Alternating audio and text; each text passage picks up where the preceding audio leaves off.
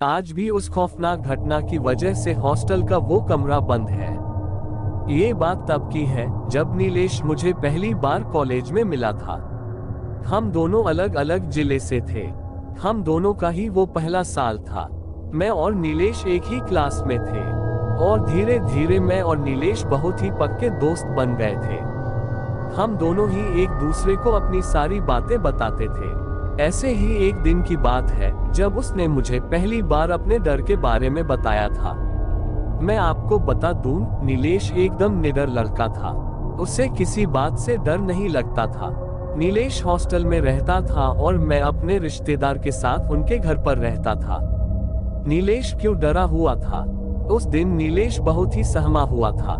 मैंने उससे कहा, जो भी हुआ है मुझसे बताओ, मैं तुम्हारा दोस्त हूँ। दोस्तों, इससे पहले कहानी सुनाओ, आपसे हाथ जोड़कर निवेदन है, प्लीज मेरे चैनल को सब्सक्राइब करें। दोस्तों, आपका कुछ नहीं जाएगा अगर आप मेरा चैनल सब्सक्राइब और वीडियो को लाइक कर देते हो। किसी गरीब इंसान का भला ही हो जाएगा। तब नीलेश ने हकलाते हुए कहा, भाई, रात में जब मैं 1 बजे टॉयलेट करने के लिए उठा तो मैंने देखा कि एक काला साया मुझे देख रहा है, जो मेरे रूममेट के बिस्तर के आगे खड़ा है। मैं उस काले साए को अंधेरे में देखने की कोशिश करने लगा और जब मैंने मोबाइल का टॉर्च जलाया तो वो साया अचानक से गायब हो गया। मुझे लगा ये मेरा भ्रम है और फिर मैं सो गया। लेकिन फिर जब मैं अगली सुबह उठा तो मैं हर रोज की तरह कॉलेज के लिए तैयार हो रहा था। तो मैंने अपने बेंच पर देखा, मेरी किताबों पर काले काले धब्बे आ गए थे। लेकिन मुझे कॉलेज जाने के लिए देर हो रही थी तो मैं उस बात पर ध्यान नहीं दिया और कॉलेज के लिए निकल गया। लेकिन उस दिन मैं पढ़ाई पर ध्यान नहीं दे पाया। फिर मैं शाम को वापस हॉस्टल आ गया, पर मैं बहुत थका हुआ महसूस कर रहा था। फिर मैंने सोचा चलो थोड़ा नहा लेता हूँ। फिर जब मैं नहाकर अपना शरीर टॉवल से पोंछ रहा था तो मैंने देखा मेरे बाजू पर वैसे ही काले धब्बे पड़े हैं जैसा कि मैंने सुबह किताबों पर देखा था। उसके बाद मैं डॉक्टर के पास गया, ये सोचकर कि मुझे कोई एलर्जी या बीमारी हो रही है। डॉक्टर ने जब मेरे बाजू के काले धब्बे को देखा तो डॉक्टर ने कहा, कोई ऐसी बड़ी बात नहीं है, अलग जगह की पानी की वजह से है, जो धीरे धीरे सही हो जाएगा। फिर मैं रिलैक्स हो गया और वापस अपने हॉस्टल आ गया। क्या देखा नीलेश ने कमरे में?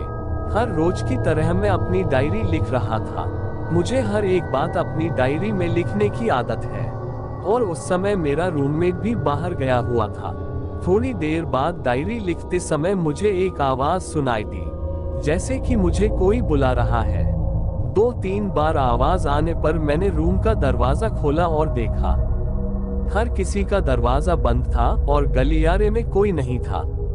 फिर मुझे थोड़ा थोड़ा डर लगने लगा क्योंकि पूरा फ्लो खाली खाली लग रहा था। फिर मैंने दरवाजे को बंद किया और अपने बिस्तर पर सोने चला गया। लेकिन फिर अचानक ही मेरे दरवाजे की खटखटाने की आवाज मुझे सुनाई दी। फिर मैंने डरते हुए दरवाजे को खोला तो मैंने देखा कि मेरा रूममेट बाहर खड़ा है। उसको देखकर मुझे अच्छा लगा, मेरी जान में जान आई। मैंने दरवाजा बंद किया और हम दोनों अपने अपने बिस्तर पर सोने चले गए। मैंने रात में सोचा ये सारी बातें मैं तुम्हें बताऊंगा और मैं फिर सो गया। सुबह उठा तो मुझे बहुत बुखार हुआ लग रहा था। फिर मैंने बुखार की गोली ली और कॉलेज चला आया और अभी तुमसे आकर ये सब बता रहा हूँ। मैंने नीलेश से क्या कहा? मैंने कहा, नीलेश भाई, तो तू वो हॉस्टल खाली कर दे। तो उसने कहा, हाँ, हॉस्टल मैं भी खाली करना चाहता हूँ, पर मैंने पूरी फीस हॉस्टल की दे दी है और मेरे पास एक्स्ट्रा पैसे भी नहीं है, इसलिए मुझे 2 हफ्ता और उस हॉस्टल में गुजारना पड़ेगा। फिर मैंने कहा, तो नीलेश भाई बताओ मैं तुम्हारी मदद कैसे करूं? तो नीलेश ने मुझसे कहा, भाई 2 हफ्ते तक तुम मेरे साथ मेरे हॉस्टल में रह लो। मैंने कहा, नीलेश, मेरी गांव की टिकट आज की है। मैं तुम्हें बताना भूल गया था कि आज मुझे गांव जरूरी काम से जाना पड़ेगा। लेकिन नीलेश भाई तुम चिंता मत करो, मैं 1 हफ्ते में वापस आ जाऊंगा। फिर मैं तुम्हारे साथ हॉस्टल में रहूंगा। 1 हफ्ते बाद जब मैं वापस कॉलेज आया तो मैंने देखा नीलेश कॉलेज नहीं आया था। फिर मैंने सोचा नीलेश को कॉल करता हूँ। मैं कॉल किया पर उसका मोबाइल स्विच ऑफ बता रहा था। मैंने नेट ऑन किया, सोचा कि उसको व्हाट्सएप पर मैसेज कर दूं। जैसे ही मैंने अपना नेट ऑन किया तो उसके कई मैसेजेस आ गए। मेरे गांव में नेटवर्क नहीं रहता, इसलिए मैंने अपना मोबाइल चेक ही नहीं किया था। ये मैसेजेस नीलेश ने मुझे 4 दिन पहले किए थे और मैं आज देख रहा था। नीलेश ने उसमें लिखा था कि मैंने तुम्हारे पास कई बार कॉल किया पर तुम्हारा नंबर नेटवर्क से बाहर बता रहा था, इसलिए मैं व्हाट्सएप पर मैसेज कर रहा हूँ, क्योंकि मुझे लग रहा है वो मुझे छोड़ेगा नहीं, मैं बच नहीं पाऊंगा। इसलिए मैंने अपनी सारी कहानी अपनी डायरी में लिख दी है और वो मैं अपने हॉस्टल के कमरे के सामने वाले बरगद के पेड़ के नीचे अपनी डायरी फेंक दिया हूँ। अगर मुझे कुछ हो जाता है तो मेरी डायरी से मेरी जिंदगी के असलियत लोगों के सामने तुम लाना। तुम मेरे भाई से भी बढ़कर हो। बस इतना ही मैसेज नीलेश ने मुझे भेजा था और उसी मैसेज के अनुसार मैं उसके हॉस्टल के कमरे के सामने वाले बरगद के पेड़ के पास पहुंचा, जहां मुझे एक डायरी मिली। मैं उस डायरी को खोला तो देखा ये नीलेश की ही डायरी है। क्या लिखा था उस डायरी में? मैंने देर न करते हुए डायरी उसी पेड़ के नीचे बैठकर पढ़ना शुरू कर दिया, जहां तक नीलेश ने मुझे अपनी कहानी बताई थी। उसके आगे के पेज को मैंने पलटा। वहां नीलेश ने लिखा था, आज मैं वापस अपने हॉस्टल में रात में आया। मैंने अपने कमरे में पहुंचकर देखा मेरा रूममेट वहां नहीं है और सारे कपड़े और सामान बिखरे पड़े हैं।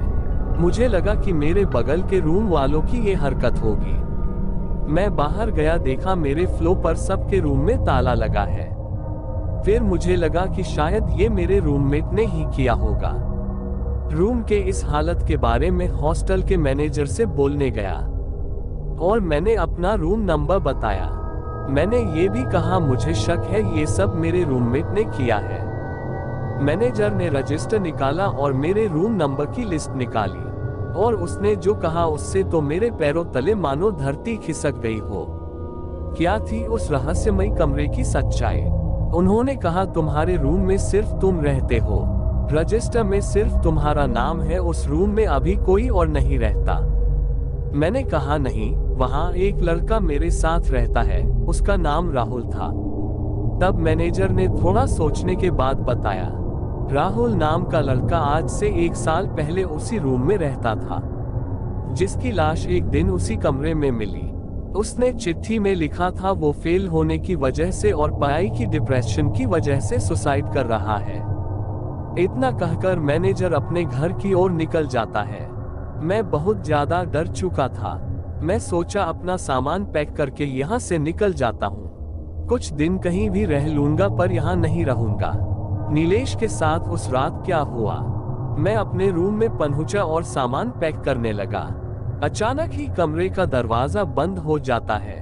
मैं खोलने की कोशिश करता हूँ पर वो नहीं खुलता। फिर मैंने जल्दी से अपना मोबाइल निकाला और तुम्हें फोन लगाया। जब फोन नहीं लगा तो मैंने तुम्हें व्हाट्सएप पर मैसेज कर दिया और तभी मेरे सामने राहुल की आत्मा आकर खड़ी हो गई। मेरे कमरे में एकदम अंधेरा हो गया और मैंने अपने आप को बाथरूम में बंद कर लिया। टॉर्च जलाकर डायरी में ये बाकी सारी बातें लिखकर खिड़की से पेड़ के नीचे फेंक दिया। इसके आगे डायरी में कुछ भी नहीं लिखा था। नीलेश के साथ क्या हुआ ये मुझे जानना था, इसलिए मैं नीलेश की डायरी पढ़ने के बाद तुरंत ही उसके हॉस्टल में उसके मैनेजर से मिलने गया और उनसे पूछा कि नीलेश कहाँ है। उन्होंने दोएक से बोला 3 दिन पहले सुबह को उसके कमरे में उसकी लाश मिली। अब वो हमारे बीच नहीं रहा। मैंने पूछा कैसे हुआ ये सब, तो उन्होंने कहा किसी को नहीं पता, सभी को यही लग रहा है ये एक सुसाइड है। उन्होंने कहा अब उस कमरे में ताला लग गया है और आज भी उस हॉस्टल में वो कमरा बंद है। दोस्तों, कहानी अच्छी लगी हो तो चैनल को सब्सक्राइब करें और वीडियो को लाइक और शेयर करें। Thanks for watching.